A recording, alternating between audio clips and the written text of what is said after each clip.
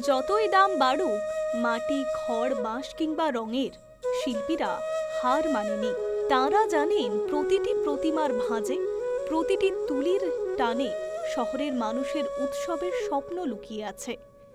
এক প্রবীণ শিল্পীর কথায়, পেটের টান আছে ঠিকই, কিন্তু যখন মা দুর্গাকে চোখে প্রাণ দিই, তখন মনে হয় এই আনন্দের সঙ্গে কোনো কষ্টের তুলনা চলে না। অলিগলির ভেতর এখন একেবারে উৎসবের রং। কোথাও দেবীর শাড়ি গায়ে জড়ানো হচ্ছে, আবার কোথাও মহিষাসুরের মুখে রঙের প্রলেপ দেওয়া হচ্ছে।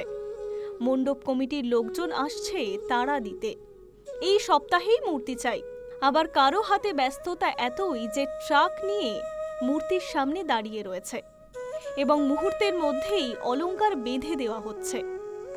রং শুকোতে না শুকোতেই আবার নতুন তুলির টান পড়ছে।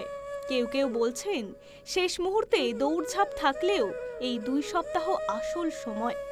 এখনই মূর্তিকে জীবন্ত করে তোলার সুযোগ। শিল্পীরা জানেন হাতে থাকা এই 2 সপ্তাহের প্রতিটি দিন, প্রতিটি রাত যেন সোনার মতো দামি। একজন তরুণ শিল্পীর কথায় চাপ তো আছেই, কিন্তু এবার অন্তত সময় রয়েছে। তাই একটু স্বস্তি নিয়েই নিখুঁত কাজ করার চেষ্টা করছি।